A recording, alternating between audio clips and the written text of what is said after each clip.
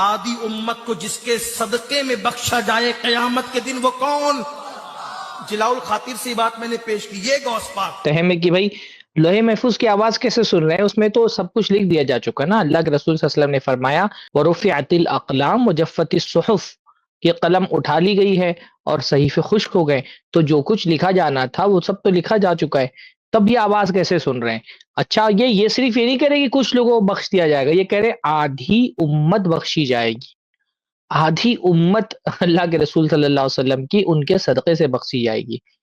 ایک آدمی کے بارے میں یہ ثابت کر دینا کہ کسی ایک آدمی کو اس کے ایمان کی وجہ سے نہیں، اس کے عمل کی وجہ سے نہیں، شاہ عبد القادر جیلانی کی وجہ سے بخشا جائے گا۔ آدھی امت کا دعویٰ تو بہت بڑا ہے۔ مسئلہ یہی ہے نا کہ ان کی عوام اسے پوچھتی نہیں ہے کہ کیسے بھائی شاہ عبد القادر جیلانی کے صدقے کیسے بخشا جائے گا۔ انسان کو اللہ تعالیٰ نے قرآن مجید میں بخشش کا جو معیار بتایا ہے وہ ایمان بتایا ہے۔ کن کو بخشا جائے گا؟ وَالْعَصْرِ إِنَّ الْإِنسَانَ لَفِي خُسْرٍ إِلَّا الَّذِينَ آمَنُوا، ایمان کی وجہ سے لوگوں کو بخشا جائے گا۔ وَعَمِلُوا الصَّالِحَاتِ، نیک اعمال کی وجہ سے لوگوں کو بخشا جائے گا۔ وَتَوَاصَوْا بِالْحَقِّ وَتَوَاصَوْا بِالصَّبْرِ، انسان کو صبر اور حق کی دعوت دینے کی وجہ سے بخشا جائے گا۔ تو بخشش تو ایمان کی وجہ سے ہوگی، بخشش تو عمل کی وجہ سے ہوگی، ٹھیک ہے۔ انبیاء سفارش کریں گے، بعض امتی بھی سفارش کریں گے، پر یہ سفارش بھی بندے کو اس کے اپنے کردار کی وجہ سے نصیب ہوگی۔ سفارش بھی ایسے الل ٹپ نہیں ہوگی، کوئی لکی ڈرا نہیں لگے گا کہ فلاں کا لکی ڈرا لگا تو اللہ تعالیٰ نے اس کی سفارش کرا دی۔ سفارش کے مستحق بھی وہی لوگ ٹھہریں گے جنہوں نے ایمان و عمل سے یہ ثابت کیا ہوگا کہ وہ سفارش کے مستحق ہے، کہ بھئی ٹھیک ہے کنارے کنارے لگ گئے ہیں، تھوڑا بہت ان کو پش کرنے کی ضرورت ہے، تو اللہ کے رسول صلی اللہ علیہ وسلم اور دوسرے نیک بندے ان کے حق میں سفارش کریں گے۔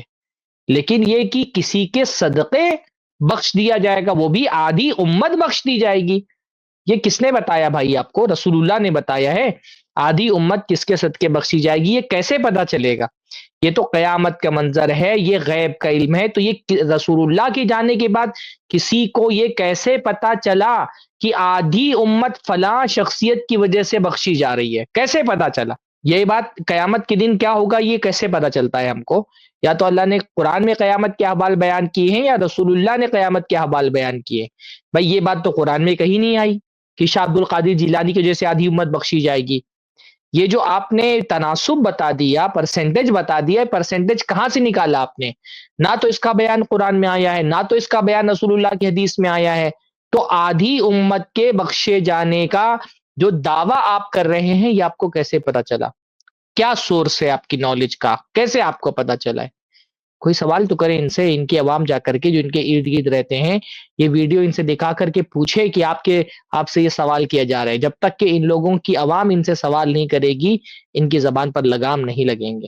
آگے بڑھیں۔ اور وہ صحیح مسلم کی حدیث ہے، دیکھیے کہ اللہ کے نبی صلی اللہ علیہ وسلم صحابی سے کہہ رہے ہیں کہ سل، بھئی آپ مانگیے کچھ، اگر مطالبہ ہے تو رکھیے۔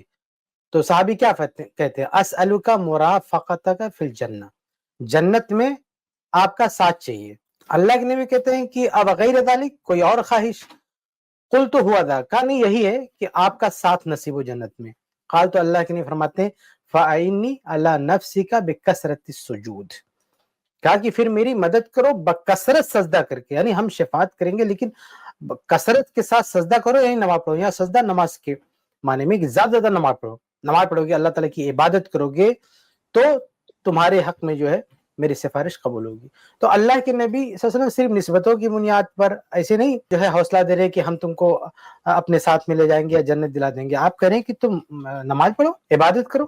لیکن یہ لوگ تو ایسے ہی نہیں، آپ ان کے مرید ہو جاؤ، یہ ہو جاؤ آپ کو معاف کر دیں گے، ایسا نہیں۔ اللہ کے نبی نے صحابہ کی بھی ایسی تربیت نہیں کی ہے کہ صرف اللہ کے نبی، جبکہ اللہ کے نبی کی صحبت سے بڑھ کر یہ جو پیری مریدی کسی طرح کے جو تعلقات ہیں دنیا بھر میں، کوئی تعلق اتنا مقدس نہیں جتنا تعلق صحابہ کا نبی کے ساتھ ہے، جس کو جو ہم صحابی کہتے ہیں۔